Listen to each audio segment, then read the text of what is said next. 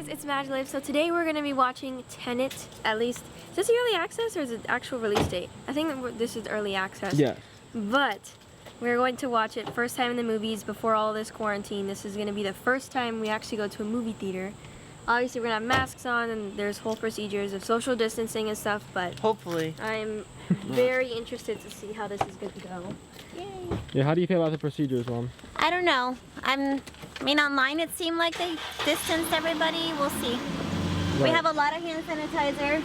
We have our masks on. We're gonna be very cautious. So right. Good and luck we haven't to been us. to the movies since. We haven't. It's been what, February?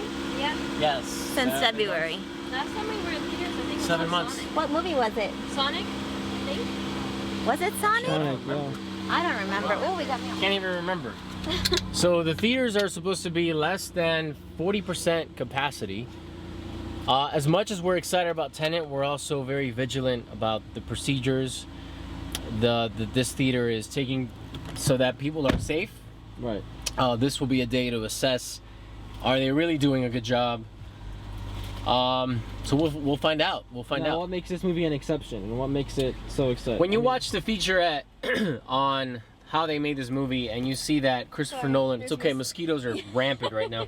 We've got to keep rolling here, but when you see that cinematographer is holding that big IMAX box over his shoulder and you know that Christopher Nolan honors the art of cinema and he clearly intends that this film be seen on a big screen.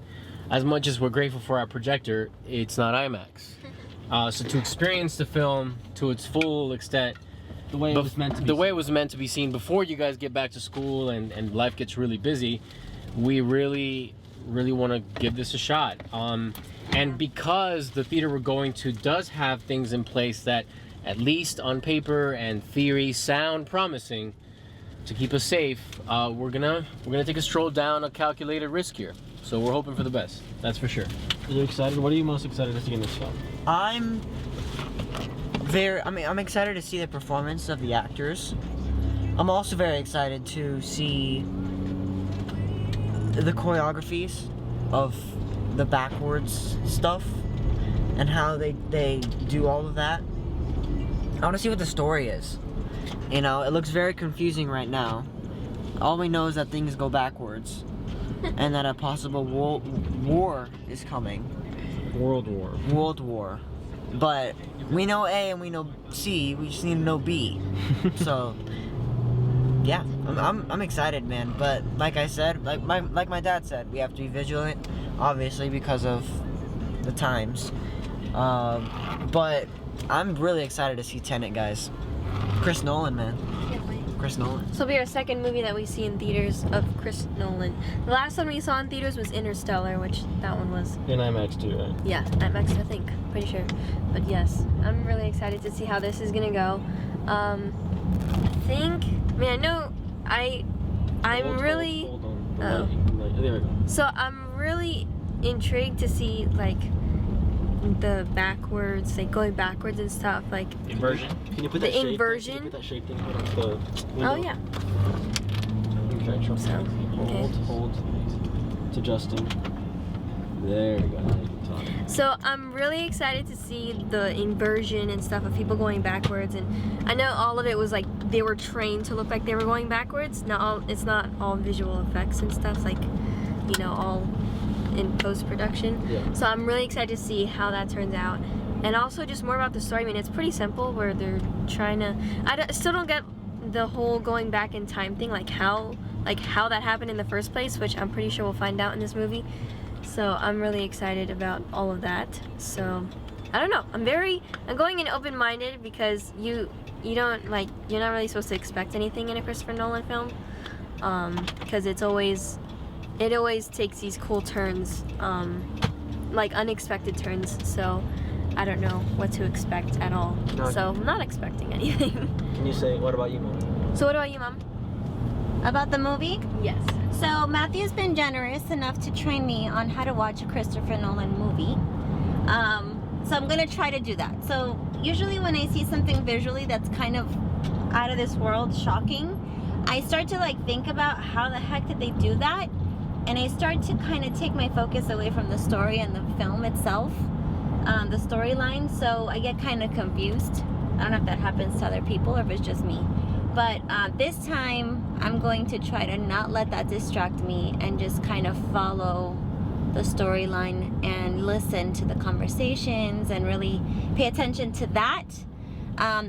We watched a special on how Christopher Nolan made the actors kind of get training on how to look like they're going backwards, like Jemmy said, so that might help alleviate that, but I'm gonna watch it like it's meant to be watched. I think Matthew's training will help me, but I think it's exciting. I very much admire, after seeing different things Christopher Nolan's been working on, I've gained a new appreciation for him. So because this is his film, I want to go see it.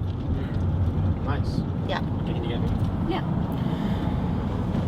All right, can you see me, or is there a big? Is it dark? I can see you. Okay.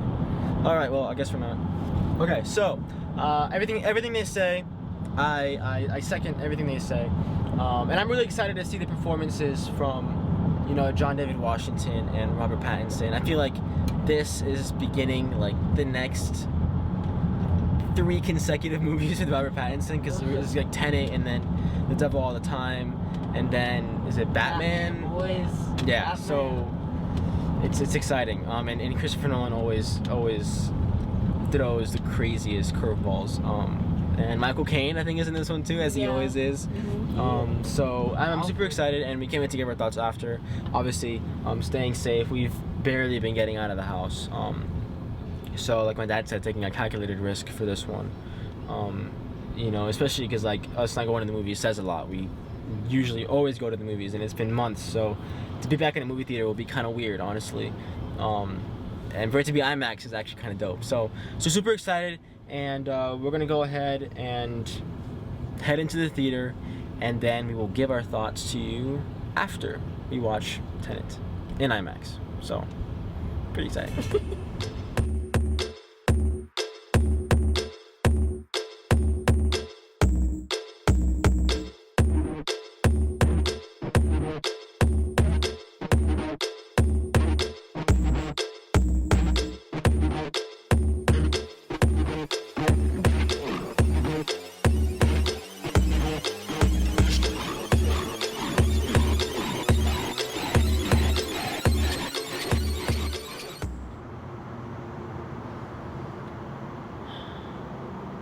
Oh wow. Wow. Okay. Where do you begin? Well, besides the genius of Christopher Nolan making movies that break barriers and show you things that you've never seen before, and he's done it again. But this, more than anything ever, I've never ever seen anything like this. I think I suffered what you were worried about, which is certain moments of the movie, I was too caught up with how the heck did they do that? And I lost traction of the story. I lost traction of what was going on with the characters, because there's so much going on. I feel like my cinema IQ has gone up by 100. I also feel like I don't know anything about movies at the same time. My brain is hurting in the best way. It feels like a workout that hurts so good, you know? A creative workout that hurts so good. What about That's for you, how I would Mom, sum as it up. someone who's been confused by the movies in the past? Well, this one was less confusing. I just think because there's so much there, you have to see it multiple times. You just have to. My mind was also blown with how to me, like, Christopher Nolan is like the best director I have ever watched a film for, ever. There's so much detail, yeah. Just what he pulls off with these movies. Man, I have my speculations. It's exciting. I love mysteries and solving things, so I think this is one of those that I can't wait to see again. Sometimes, yeah. The IMAX, I will say, visually was beautiful. Sound effects wise, great. When it came to the dialogue, though, I could barely make out the words sometimes.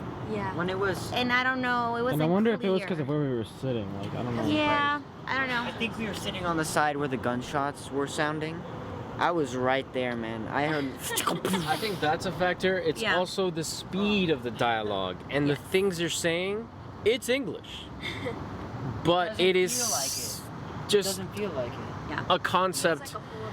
You can hear the dialogue trying to teach us what the heck is going on, but And it was so it's a great lot. to be back. I have missed the movie Yes. so badly.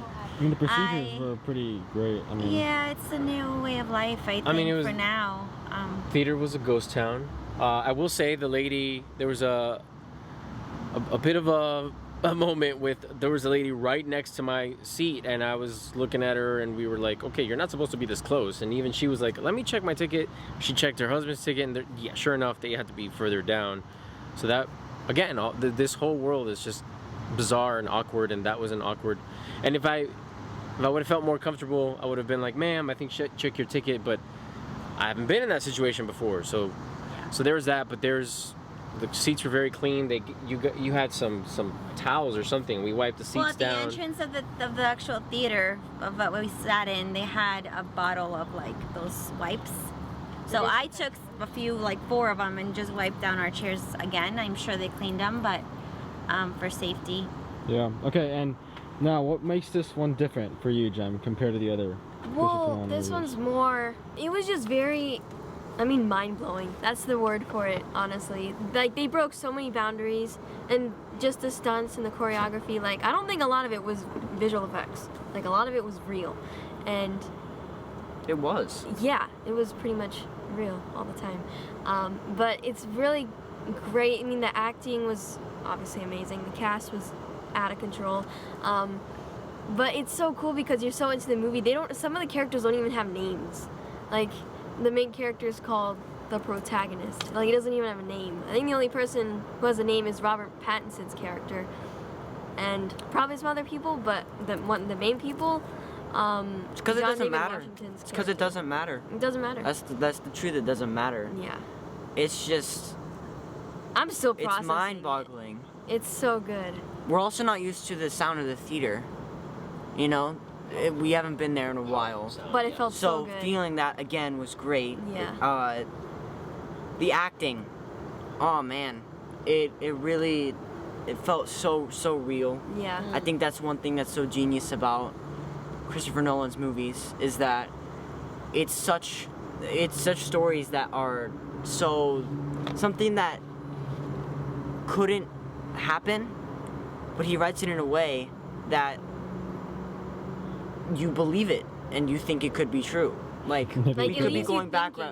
backwards right Like I'm now. worried we're gonna encounter a backwards car on our way home. And he has Like- so many open-ended stories sometimes. Like even with Inception, like that last scene, like you don't know if it's a dream or not.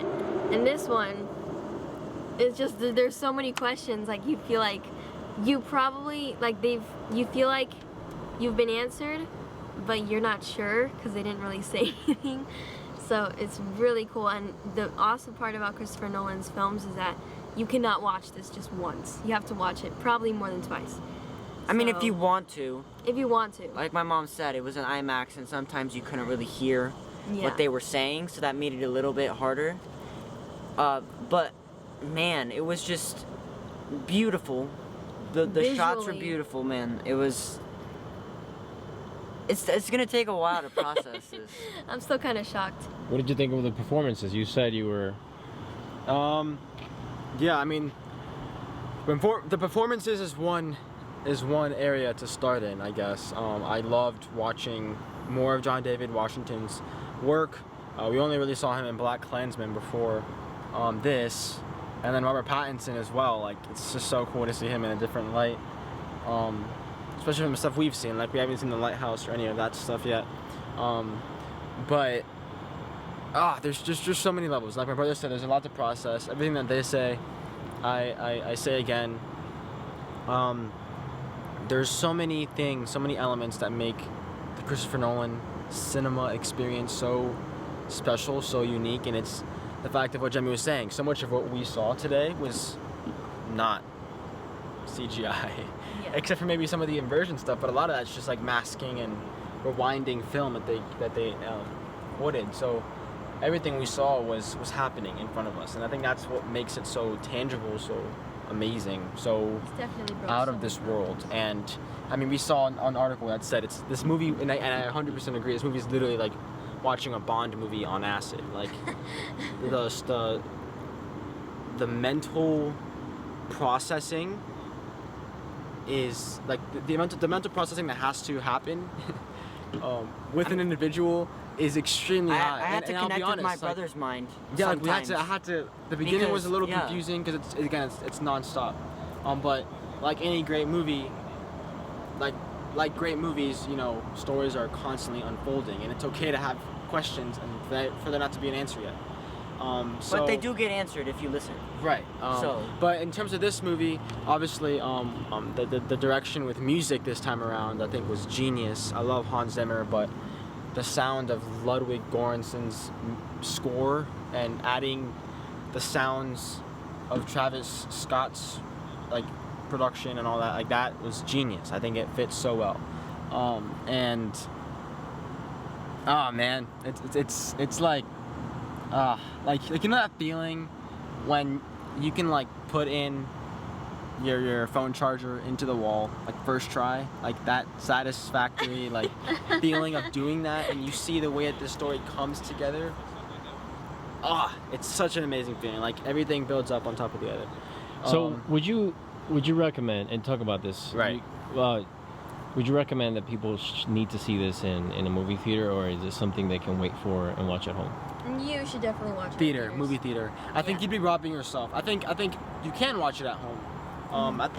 We will definitely watch it at home. Again. For the yes. experience, I mean, it's different when I think this is what takes it away. When you watch something on your phone, there's a certain detachment to that story. In the same way, when it's like watching a theater on a stage, like a show on a stage, you're there. And same thing here. We felt the gunshots, we felt the punches, we felt the music, and like the music put us there. Like we felt the time ticking, we felt the time moving forward, backwards, whatever have you. So yeah, I mean, to take in this movie to what it was meant to be. I mean, even if it's- you want to go halfway so you can actually the understand movie is it. so much to take in, and It's it so takes much. so much. I mean, it's one thing to understand it as an audience member, but when you think about, and once you watch it, you'll see the story is so complex. You have to think like my dad was saying, how does Nolan even think about some of this stuff? Like it's unprecedented, and then beyond that, you know, it's one thing to have an idea, but then to be able to translate it on, like, to write it down, to actually put it on paper, and in a way that's understandable, and then be able to portray that and somehow interpret it onto a screen. Oh man, I don't know. It's There's just no words. flawless. It's It was, flawless. yeah. I mean, we made a short film, and it was hard to make it look, you know, smooth. And I'm not the editor. I'm not the awesome editor. But There's a it's certain- like movie, like when they say movie magic, that's what I just experienced, like for real, like magic happening on the screen. No, and there's certain Yeah. certain details like, and obviously we'll get into spoilers in a second, but there's certain moments where you know, it reminds me of a lot of the time travel stuff that we've seen before, but the detail was so specific in this one, where you know you encounter certain things, but then when you revisit them, I had like 100%. I'm sure that if we were to go back and rewatch it, the things that we saw towards the end, and we were to watch it in the beginning, like we would see it all. Like I think the detail was all there, because the fact that we're able to connect dots so well as an audience means that the time was put into making it all connect. It felt like, you know, I mean, like truly a masterpiece of a puzzle, like a puzzle, an experience, man. Okay, now we're gonna get into spoilers.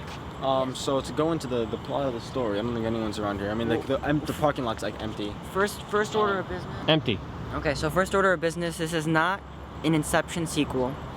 Right. Okay. Right. Yeah. You can clearly see why they spent the amount of money that they did, because it takes a lot of choreography and a lot of food to make them happy. That was a joke. Okay. Yeah, but good point. But no, I think the plot is so well done, and like any Christopher Nolan script, there's so much going on, but there's there's so many universal themes and messages, and you know, everyone watching the spoiler section, either you haven't seen it or you know what the plot is. You know, this guy is on a mission. The protagonist, John David Washington's character, is on a mission. He doesn't really know why. He's just kind of following orders, but he somehow knows to go along with it. And it's funny because he's taught this whole inversion thing is, you know, you catch the bullet and you just feel, it's like an instinct thing. So you hear that, and then you realize that he's going through all of this so like confidently, almost as if he knows instinctively that this is what he needs to do. He's meant to do this. And then obviously with the whole story, everything starts to invert. But then his motive to want to save this child and his mother carries the story, and that's where you have the human flaw, and you have the human, you know, the human condition. Because he goes from being this CIA operative, very much I don't want to say robot, but I guess like he's very much a pawn in the, you know, his officials' work and he's a pawn in his own plot. Well, in the beginning, not so much, but I'm talking about like after he enters into the afterlife. They said. I mean, that moment where the girl says that you don't have to understand it, just use it. It's an instinct. Right. I think that is something that Christopher Nolan is trying to tell you, to just watch it and understand it as it's going, but also to just feel it as it comes, not try to understand it. You'll understand it, just give it time. Yeah. So that's it worked for me. I started to understand really it. Yeah. And then there's just so many like mind-blowing moments where you're like, what? I mean, what was a moment that your mind got blown? When I found out that the protagonist was fighting himself in that chamber. Oh, that was insane. Oh, that dude. was and it's cool because the first time they show it, they have the perspective of him figuring all of this out, and then later in the movie, then you have the point of view of him already knowing what he's doing, but then his fighting sequence. Because when the first time it showed, when he was fighting himself, the one in the suit looked like he was fighting backwards, and then But he was fighting. But it's so confusing. Genius. It's genius, and that feeling of when that happened, it made me. I had the similar feeling of like when we were watching Interstellar, and you notice that the reason the book drops is because it was Him. Murphy's dad from the future. Like all this crazy stuff where when you see it happen, it doesn't make sense, but then later on it's unfolded and it's revealed. So yeah. That was out of this world. And like my sister was saying earlier, there's so many details, like when you invert everything, that, you know, you're watching the foreground, but there's so much going on in the background. And it's cool because there's also a part where, closer to the ending, where they had the two teams, the red and blue teams. Right. So the blue was going inverted, and then the red was going like just regular. But it was cool because whenever they transitioned to like the blue team, and whenever they were doing stuff and everything was in reverse, the music sounded in reverse too. It was really cool. Yeah. What about you, Mom? Because I know story-wise towards the end. There's some things I'm still like scratching my head about. Like the conversation the protagonist has at the end with the main bad guy.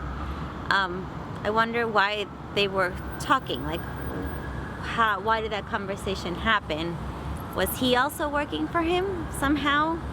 There's just so many that was questions. just that's a weird conversation that I was like, why are they talking directly on the phone in that moment if it happened in the past and he's with his wife, you know, and the child in the boat or whatever, in the yacht? But it's so trippy. And in the connection that... and then we have a speculation about Robert Pattinson Neil. being the little boy. Is it Neil? Yeah. Neil. Is it Neil or Max? What was his name? Max is the boy. Neil is the man. But we think it's the same person. So he Even might though be there's Neil different Max, names. Max Neil. Yeah. I mean, Well, so I don't our know. whole theory was like, you know, the protagonist was so keen on saving this mother and child, right? And if truly Robert Pattinson's character is the one that sacrifices his life at the end to save the whole world, basically, you know, is it if the protagonist never went out of his way to save his mother and child, would the world have been saved? And Robert Pattinson character was the one who made everything possible at the end of the movie. Or maybe not, and maybe there's the beautiful message of like, you know, the high stakes. What makes so many great movies great is that he just wanted to save his mother and child, and maybe Robert Pattinson's character is someone he meets just later on. And I think that Maybe. character, maybe, but I'm also still stuck on this one. But There must be a symbol somewhere, something that they have in common. but for sure, like that character, Robert Pattinson's character, I loved him. Like Yeah, how we his looked at the character. little boy's backpack. Maybe Yeah. the little boy's backpack has that little nugget Yeah. or something. I don't know. I have to go back and find those what is it? Easter eggs? Easter eggs. Yeah. Those clues, yeah. So it's in here. I'll How let you about- talk now. To kind of jump off with the clues on that backpack, on Neil's backpack, the first time we see it as an audience, we see it with the protagonist on one of the Blue members who has now unlocked the door so that he can eventually stop this massive explosion, which would ultimately end everything. At least that's the way I understand it right now. But really what stood out is that little keychain circular thing that then we see toward the end of the film on Neil as Neil's walking back into the cavern, cave looking thing where... So that's when I really started to put some pieces together. But the whole of this movie just proved to be a puzzle piece. You know, it's like one of those Renaissance paintings where you stare at it and just when you think you have found all of the details, you find yet another layer.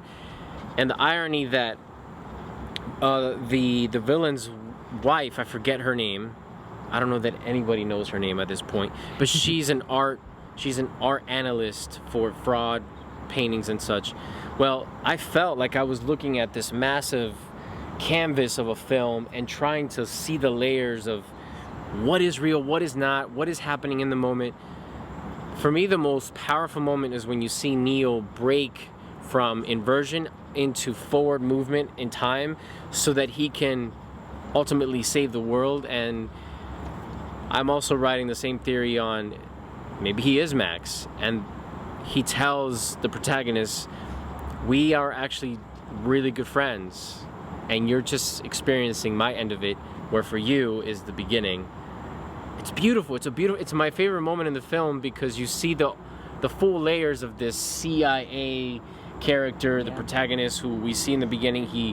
He's willing to take his life and to turn his colleagues in, and that's why this group of time-keeping, universe-saving team, we don't know what they're called, recruits him to see him be so at times so cold and so like just about the mission and just getting it done, and at the end to see that vulnerable state of, wait, we're friends, why do you have to, you're gonna die for me, you're gonna die for the world, this is so it's just a beautiful encompassing of everything. Again, I go back to what I was saying about like how the way the protagonist moved in the story was very much, he didn't have a doubt, like he just kept moving through it as if instinctively. And it was that whole thing with Tenet, which is like you catch the bullet and you just feel it, you know, gravity, you just go with gravity or wherever it takes you, wherever time takes you.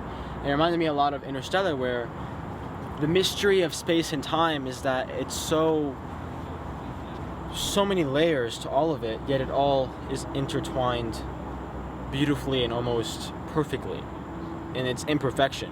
So like, even though everything may seem imperfect, it happens the way it needs to. So like, even though it may have seemed like things were going wrong, it went the way he needed to. So like, as a character, like there's some things that kind of like what happens with deja vu and stuff, where you just see certain things and you don't know why, but you just feel right and you just go for it.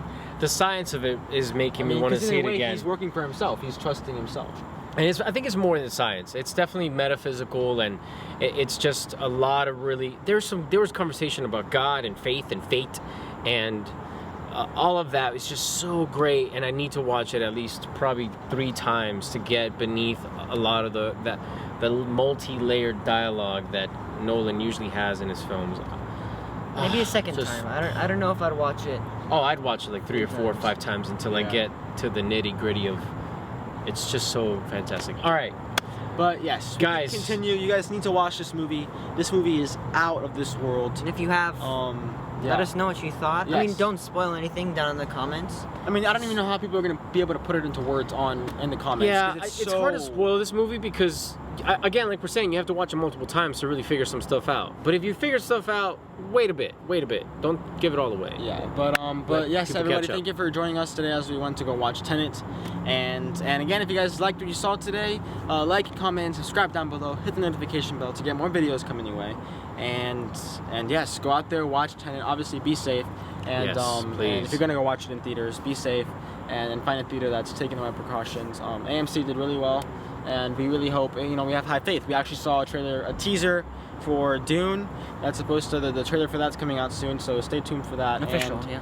And they announced that Black Widow, they are going to try to take it into theaters November 6th. I think. Yep. So Very exciting. the world's slowly trying to make everything work in terms of Hollywood and movies. So that's exciting.